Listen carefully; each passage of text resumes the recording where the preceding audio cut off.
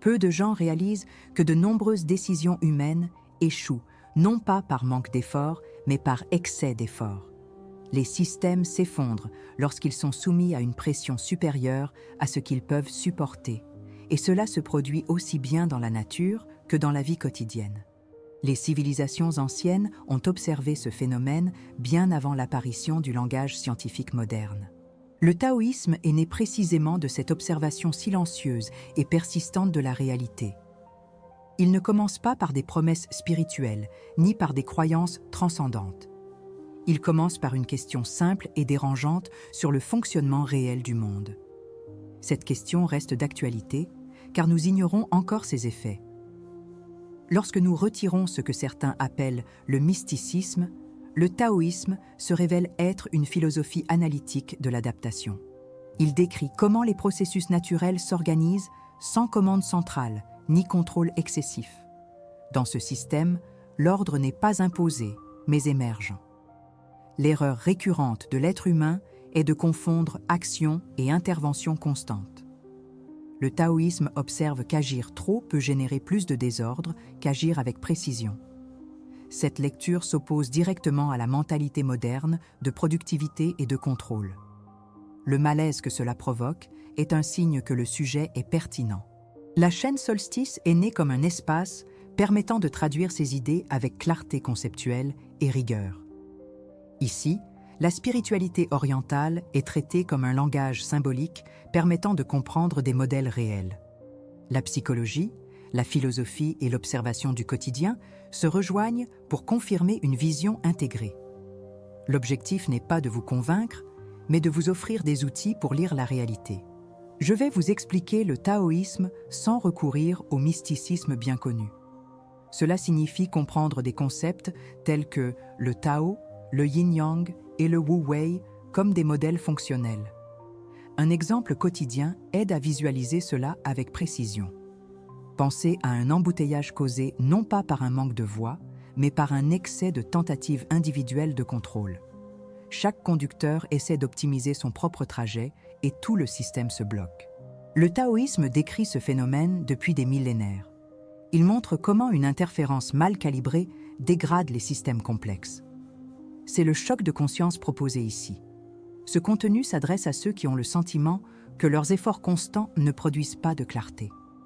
Il s'adresse à ceux qui se rendent compte que plus de contrôle ne signifie pas plus d'équilibre. Le taoïsme offre une lecture alternative sans abandonner la raison. Il ne propose pas la passivité, mais l'efficacité systémique. Il enseigne à agir en fonction des conditions existantes et non contre elles. Cette approche dialogue avec la gestion, la santé mentale et la prise de décision. Tout au long de la vidéo, chaque concept sera présenté sans abstractions excessives. Le Tao sera traité comme un modèle de fonctionnement et non comme une entité. Le yin et le yang apparaîtront comme des relations dynamiques et non comme un dualisme moral. Le wu-wei sera compris comme une action sans contrainte et non comme de l'inertie. Cette structure permet d'appliquer la pensée taoïste à des contextes réels. L'accent est mis sur la clarté conceptuelle et l'utilité pratique. Rien ici ne dépend de croyances personnelles. Tout dépend uniquement d'une observation attentive. Si ce type de lecture de la réalité vous semble logique, suivez la chaîne. S'abonner à Solstice aide à maintenir cet espace d'étude et d'approfondissement. Aimer la vidéo signale un intérêt pour les contenus qui traitent de la spiritualité avec rigueur intellectuelle. Chaque interaction contribue à ce que ce matériel touche plus de personnes. Ici, l'apprentissage est un processus graduel. Et il commence par l'attention. Pendant la période des royaumes combattants, la Chine a connu des décennies de guerres internes, de famines et d'instabilité politique. Les États rivaux se disputèrent le territoire, tandis que les dirigeants tentaient de tout contrôler au moyen de lois de plus en plus strictes. De nouvelles règles étaient créées pour corriger les anciens problèmes, mais les conflits ne faisaient que s'intensifier. La population subissait le poids des impôts élevés, des punitions sévères et des ordres contradictoires. L'atmosphère était à la fatigue collective, non seulement physique, mais aussi mentale.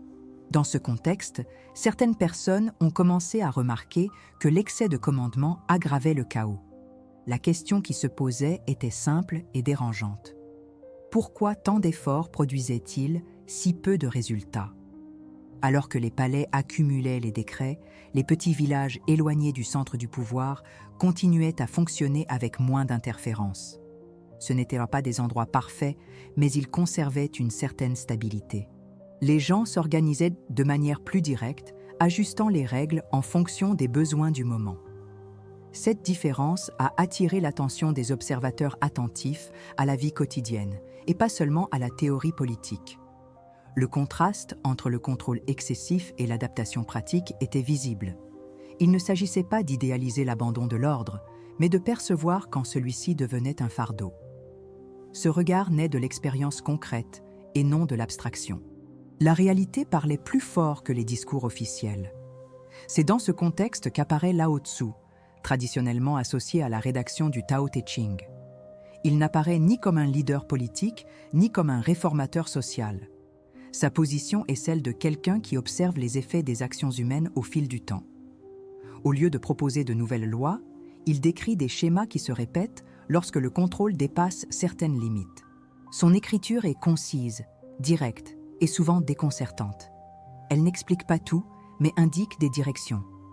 L'accent n'est pas mis sur la manière d'imposer l'ordre, mais sur la manière de ne pas le détruire. Cette simplicité est intentionnelle. En lisant ces textes, on se rend compte qu'il n'y a ni promesse, ni instruction détaillée. Ce qu'il y a, c'est la description d'un monde en constante évolution. Lorsque l'on tente de trop fixer ce mouvement, des fractures apparaissent.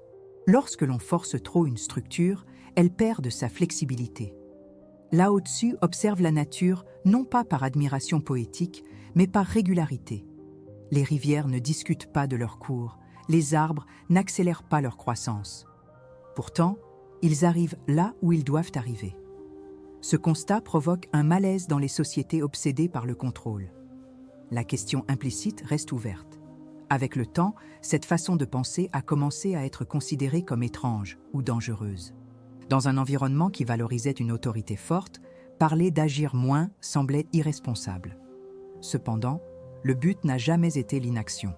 Il s'agissait de la qualité de l'action. Agir sans comprendre le contexte générait plus de problèmes que de solutions. Intervenir tout le temps affaiblissait les systèmes mêmes que l'on tentait de protéger. Cette perception ne venait pas d'une théorie morale, mais de la répétition des mêmes erreurs historiques. La pensée taoïste est née de cette répétition observée. Elle n'accuse pas, elle montre simplement. Cette lecture de la réalité propose un changement subtil, mais profond. Avant d'agir, observez. Avant de corriger, comprenez le processus en cours. Souvent, le meilleur ajustement était minime, voire inexistant. Cela vaut pour les gouvernements, les relations humaines et les décisions personnelles. Les systèmes vivants réagissent mieux lorsqu'ils ne sont pas étouffés.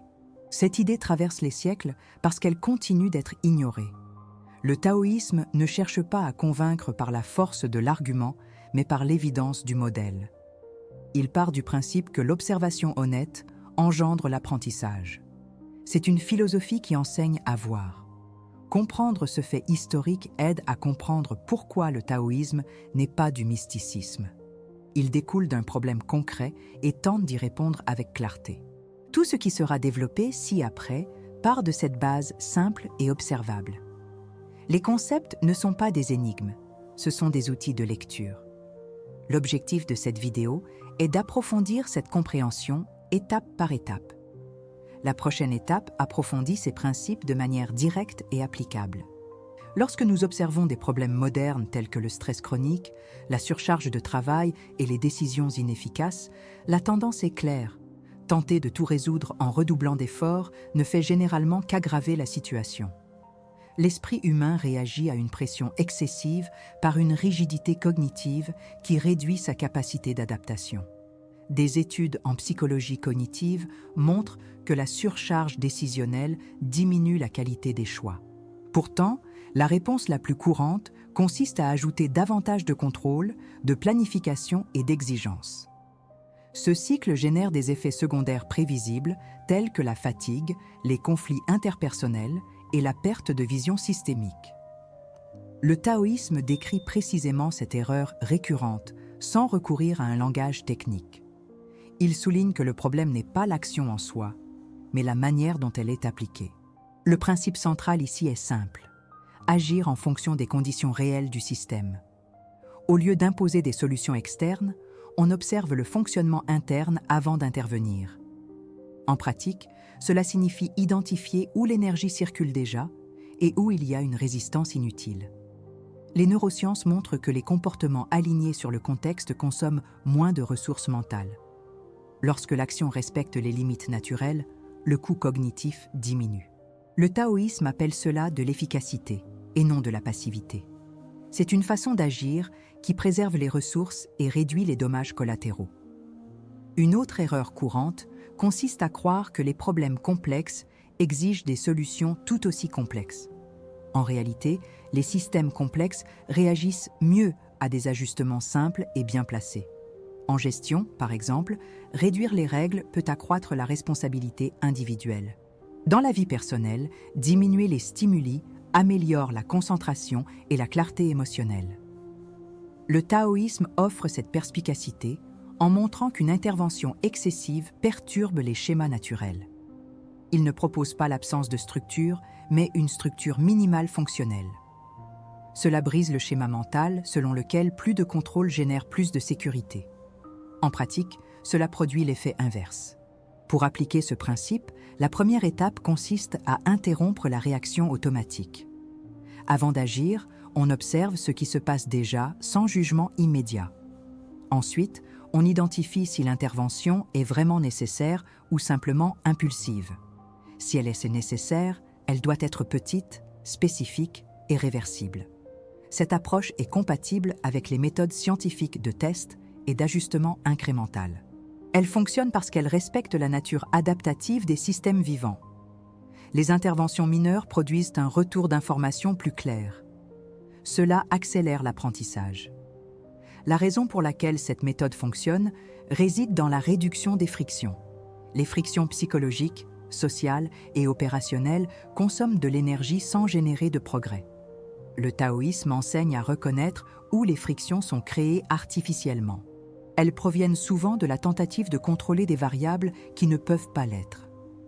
Accepter cette limitation n'est pas un abandon, c'est une stratégie.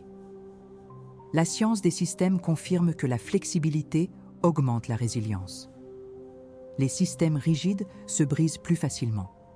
Cette logique s'applique aux individus et aux organisations. Adopter cette attitude exige de rompre avec des habitudes mentales profondément enracinées. L'idée que la valeur est toujours liée à un effort visible est culturellement renforcée. Cependant, les résultats durables proviennent de décisions bien calibrées et non d'un épuisement constant. Le taoïsme offre un langage clair pour ce recalibrage. Il aide à faire la distinction entre l'action nécessaire et l'ingérence excessive. Cette distinction est pratique et non philosophique au sens abstrait. Elle guide les choix quotidiens de manière objective. Avec le temps, elle réduit les erreurs répétées. Pour consolider cet apprentissage, l'engagement commence par le langage que nous utilisons en interne. Une simple phrase peut guider les décisions futures et renforcer ce changement de modèle. Écrivez dans les commentaires la phrase « Je choisis d'agir avec moins de force et plus de précision ». Ce geste aide à ancrer le principe et crée un point de référence conscient. Continuez à suivre le contenu approfondi cette application dans différents contextes. Chaque commentaire élargit la discussion et renforce l'apprentissage collectif. Le prochain bloc développe encore davantage cette approche.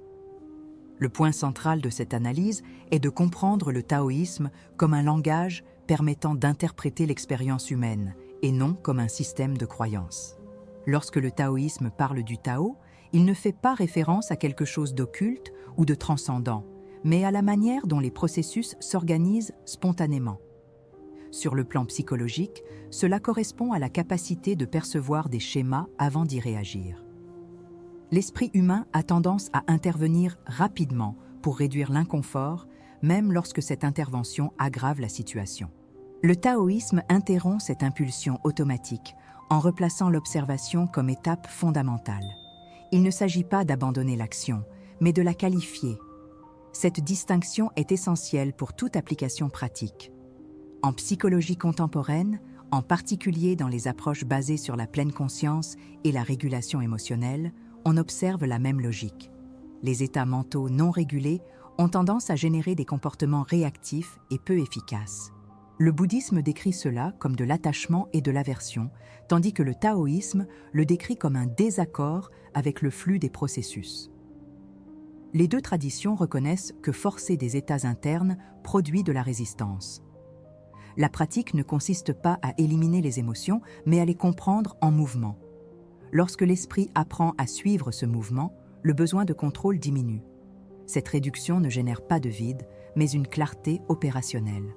L'action devient une réponse, et non plus une décharge. Le concept de Wu Wei, souvent mal interprété, prend ici une signification fonctionnelle. Le Wu Wei n'est pas l'inertie, mais une action qui n'entre pas en conflit avec la structure du système. D'un point de vue psychologique, cela se traduit par des décisions prises avec un moindre coût cognitif et émotionnel. Les neurosciences montrent que les décisions alignées sur le contexte activent moins les circuits du stress. Cela explique pourquoi des actions plus simples peuvent être plus efficaces. Le taoïsme anticipe cette compréhension en affirmant qu'un effort excessif indique un désalignement. Lorsqu'il y a alignement, l'action se maintient avec moins d'usure. Ce principe s'applique aussi bien à la vie intérieure qu'aux relations extérieures. Lorsque le taoïsme parle du yin et du yang, il décrit des relations dynamiques et non des oppositions morales. Psychologiquement, cela correspond à l'alternance naturelle entre les états d'expansion et de recueillement, d'activité et de repos, de concentration et d'ouverture. Les problèmes surviennent lorsque nous essayons de fixer l'un de ces états comme permanent. Le bouddhisme observe quelque chose de similaire lorsqu'il traite de l'impermanence. Aucun état mental n'est stable et essayer de le figer engendre de la souffrance. Le taoïsme y répond par une adaptation continue. Au lieu de lutter contre le changement, on apprend à le reconnaître comme la structure fondamentale de l'expérience. Cette lecture réduit la frustration et augmente la flexibilité. Spirituellement, cette approche déplace la recherche de sens vers le contact direct avec la réalité. Il n'y a ni promesse de salut futur, ni idéalisation d'états élevés constants. Le sens émerge de la cohérence entre la perception, l'action et le contexte. Cette cohérence est ce que le taoïsme appelle l'alignement avec le Tao. Psychologiquement, cela se manifeste par un sentiment de fluidité et de clarté décisionnelle. La spiritualité cesse d'être un domaine séparé de la vie pratique. Elle devient un raffinement de la façon dont on perçoit et répond au monde. Cette intégration est au cœur de la proposition taoïste. Il n'y a pas de rupture entre l'intérieur et l'extérieur. En appliquant ces concepts, on se rend compte que de nombreux conflits sont générés par la tentative de garder le contrôle là où cela n'est pas possible. La psychologie du contrôle excessif montre une corrélation directe avec l'anxiété et l'épuisement. Le taoïsme offre une alternative qui n'est pas la résignation, mais l'intelligence adaptative. En réduisant les interférences inutiles, on crée un espace pour des réponses plus précises. Le bouddhisme complète cette vision en montrant que la souffrance découle de l'insistance à vouloir fixer ce qui est transitoire. Les deux traditions convergent sur un point pratique. Comprendre la nature des processus réduit l'envie de les dominer. Cela transforme la qualité de l'action. Cette analyse montre que le taoïsme n'est pas une philosophie abstraite, mais une technologie de perception. Il organise l'attention afin que l'action soit une conséquence et non une réaction. La psychologie et la spiritualité se rejoignent précisément sur ce point. Lorsque l'esprit comprend le fonctionnement des processus, il cesse de lutter contre eux. Cette compréhension n'élimine pas les défis, mais réduit les effets secondaires inutiles. Il en résulte une plus grande stabilité avec moins d'efforts. C'est ce qui soutient la pertinence de ces idées au fil du temps. Si quelque chose est devenu clair au cours de ce parcours, c'est peut-être la perception que de nombreux conflits ne naissent pas d'un manque de connaissances, mais de la difficulté à écouter ce qui se passe déjà. Le taoïsme ne met pas fin aux questions. Il les maintient vivantes afin qu'elles continuent d'être observées. Face à cela, une question reste ouverte et délibérément simple. Lorsque vous agissez, Répondez-vous à ce que la situation exige ou à ce que votre esprit exige? Cette question ne demande pas de réponse immédiate, elle demande de la présence. Elle fonctionne comme un point de retour chaque fois que l'excès d'effort se déguise en vertu. L'avantage de suivre cette réflexion n'est pas d'adopter une nouvelle idée, mais d'éliminer les couches de bruit. La compréhension vient lorsque l'écoute s'approfondit, et l'écoute commence avant l'action. Tout ce qui a été présenté pointe dans la même direction sans tracer un chemin unique. Le Tao ne s'impose pas comme une règle, il se révèle comme une cohérence. Lorsque l'action trouve cette cohérence, l'effort diminue et la clarté augmente. Il n'y a pas de conquête spectaculaire dans ce processus, seulement un alignement progressif. Peu à peu, les décisions deviennent plus simples, non pas parce que les problèmes disparaissent, mais parce que leur lecture devient plus précise. Cette précision est ce qui soutient des choix plus stables dans le temps. La valeur réside dans la continuité, et non dans l'impact immédiat. La compréhension mûrit au rythme du processus lui-même. La synthèse la plus fidèle du taoïsme est peut-être d'accepter qu'il n'y a pas de synthèse définitive. Toute tentative de clore complètement le sens crée une rigidité là où il devrait y avoir du mouvement. La philosophie taoïste préserve les espaces vides, car c'est en eux que quelque chose de nouveau peut émerger. Tout comme une pause donne du sens à la musique, le non-dit donne de la profondeur à la compréhension. Ce qui reste ouvert continue à fonctionner silencieusement. Cette ouverture n'est pas un manque de conclusion, c'est une méthode. Elle invite l'esprit à rester flexible. Là où il y a de la flexibilité, il y a adaptation. Là où il y a adaptation, il y a continuité. Si une idée a résonné plus que d'autres, cela fait déjà partie du processus. Chaque personne reconnaît des schémas différents parce qu'elle occupe des positions différentes au sein du même flux. Le taoïsme ne corrige pas cette différence, il l'accueille. Il n'y a pas de point d'arrivée commun, seulement des trajectoires qui se croisent pendant quelques instants. Ces instants de reconnaissance suffisent à orienter des ajustements subtils. La valeur réside dans ces petits réalignements presque imperceptibles. Ils ne nécessitent ni annonce ni validation externe, seulement une attention constante. L'apprentissage se poursuit tant qu'il y a observation. Au final, l'invitation n'est pas d'être d'accord, mais de contempler. Contempler non pas comme quelqu'un qui cherche des réponses, mais comme quelqu'un qui apprend à soutenir des questions. Dans le calme, certaines relations deviennent évidentes sans effort intellectuel. La pensée ralentit et la compréhension se réorganise. Cette réorganisation ne peut être forcée. Elle se produit lorsqu'il y a de l'espace. Le taoïsme fait davantage confiance à cet espace qu'aux conclusions. Et c'est peut-être pour cela qu'il reste d'actualité. Si vous le souhaitez, partagez dans les commentaires ce qui a le plus retenu votre attention. Cela aidera à rendre visibles différentes lectures du même contenu. Des expériences distinctes élargissent la compréhension collective sans l'uniformiser.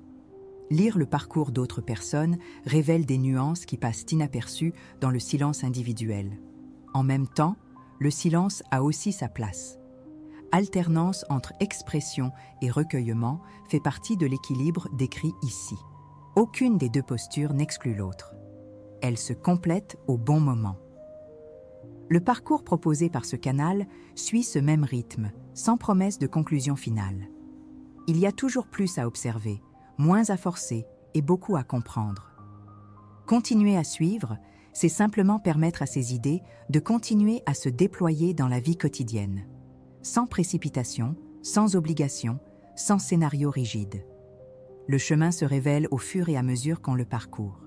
Et parfois, le pas le plus précis consiste simplement à prendre conscience de l'endroit où l'on se trouve déjà.